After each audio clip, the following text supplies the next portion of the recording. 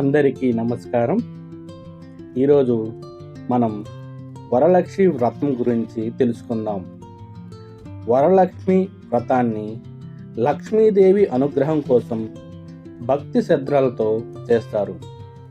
ఈ వ్రతం చేసుకోవడం వల్ల ఇంట్లో సుఖశాంతులు, ఐశ్వర్యం, ఆరోగ్యం ఉండాలని అమ్మవారిని ప్రార్థిస్తారు.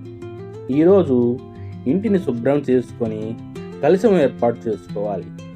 అమ్మవారు అందంగా అలంకరించి పూజ చేస్తారు. పూలు, పండ్లు, నైవేద్యాలు సమర్పించి అమ్మవారు మొక్కులు చెల్లించుకుంటారు. ఈ వరలక్ష్మి వ్రతంలో మనం చేయవలసినవి చాలా ఉంటాయి. వాయనాలు ఇవ్వచ్చు. 5 ముత్తైదుల్ని 9 మంది ముత్తైదుని పిలిచి వాయనాలు ఇస్తుంటారు. పేదలకు అన్నదానం చేస్తారు. అన్నదానం చేయటం వల్ల కూడా చాలా మంచి జరుగుతుంది. వరలక్ష్మీదేవి అమ్మవారి ఆశీర్వాదం ప్రతి కుటుంబంపై ఉండాలని కోరుకుందాం.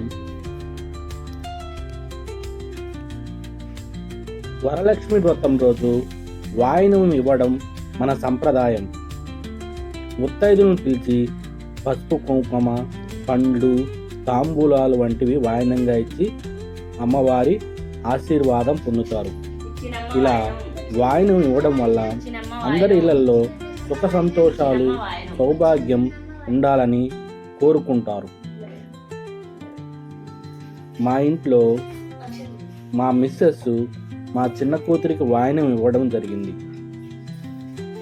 చిన్నపిల్లలు దేవుడితో సమానం అంటారు. అందరికీ మరొక్కసారి వరలక్ష్మి శుభాకాంక్షలు తెలియజేస్తున్నాను. అందరికీ నమస్కారం.